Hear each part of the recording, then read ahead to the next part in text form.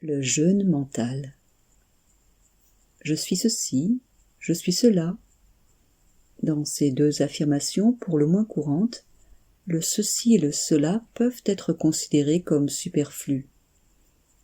Ils s'associent au « je suis », essence d'être, lui donnant une forme.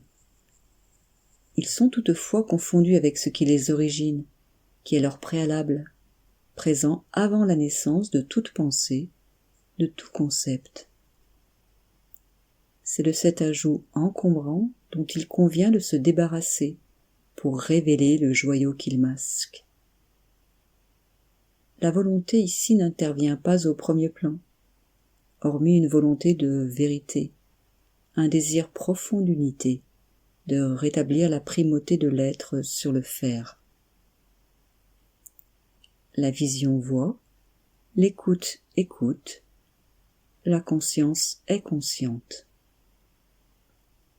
C'est à partir de ce substratum immuable que la compréhension s'éveille.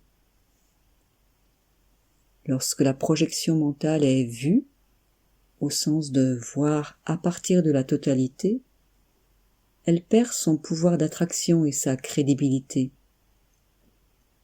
Une construction mentale n'est pas la réalité de ce qu'elle désigne. Elle est un pointeur qui est pris pour ce qui se réfléchit en lui. Le ceci et le cela pointent vers la structure corporelle et mentale manifestée. L'essence d'être, qui se reflète en elle, est confondue avec cette structure. L'impérissable est cherché dans le périssable, sans jamais pouvoir y être trouvé. C'est le drame, le deuil, la déception d'une attente qui se reconstruit constamment. C'est là qu'intervient la vision, la capacité de voir les choses telles qu'elles sont. Vision directe, vision sans choix. La projection est reconnue en tant que projection, l'image en tant qu'image, le concept en tant que concept. Le doigt pointé vers la lune n'est plus pris pour la lune. Le concept d'éternité n'est pas éternel. Il symbolise toutefois l'éternité, ce qui n'est pas soumis à la naissance et à la mort. Le discernement est à l'œuvre. Il sait distinguer le vrai du faux. Le faux, c'est l'apparence, le revêtement. Le vrai, c'est l'essence qu'elle recouvre. Dévoiler l'essence, c'est mettre un terme au faux, le destituer de son trône. Seul le regard a cette capacité de reconnaître le faux. Il est lui-même le vrai, la conscience à partir de laquelle l'objet de perception est expérimenté. La perception de l'objet n'est pas l'objet. Elle n'est que la manière dont l'objet apparaît dans le regard du silence. L'objet reste inconnu. Seule la perception est connue.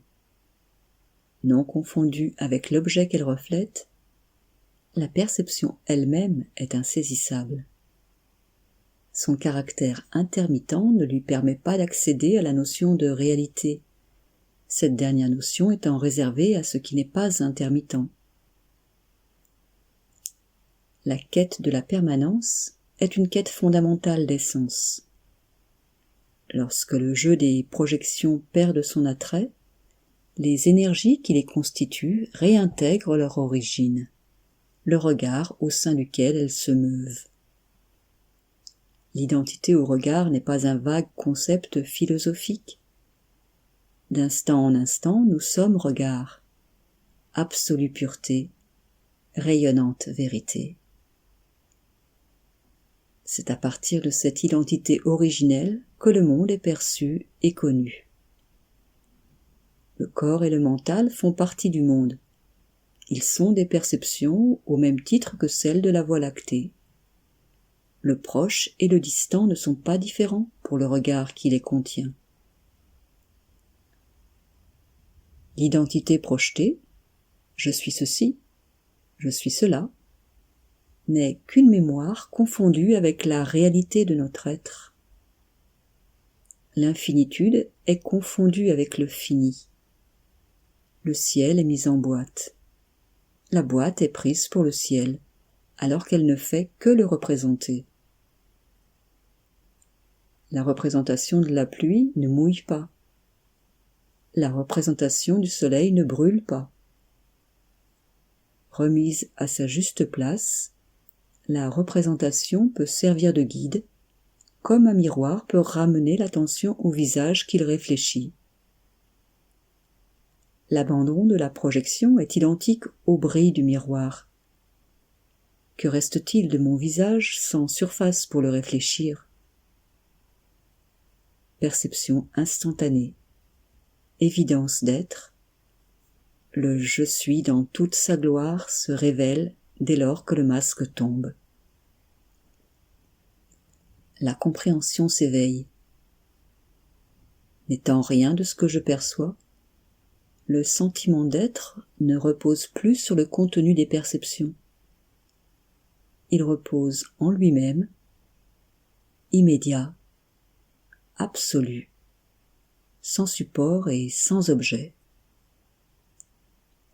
En cela, nous sommes.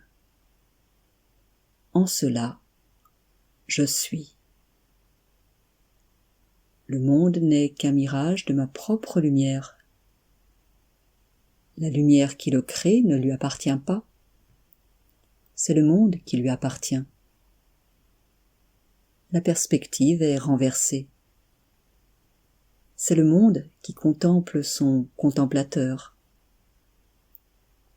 Il pointe invariablement vers un continuum de conscience qui en lie tous ses composants. Ce continuum est l'unité, par-delà la multiplicité. Il est l'amour qui relie les êtres, sans même qu'ils le sachent. Le sentiment amoureux n'en est que sa transpiration à travers les corps habités. L'amour lui-même échappe à toute saisie. Il n'a pas de forme, pas de lieu, pas de matière. Vouloir le saisir est aussi vain que d'attraper l'eau avec un doigt.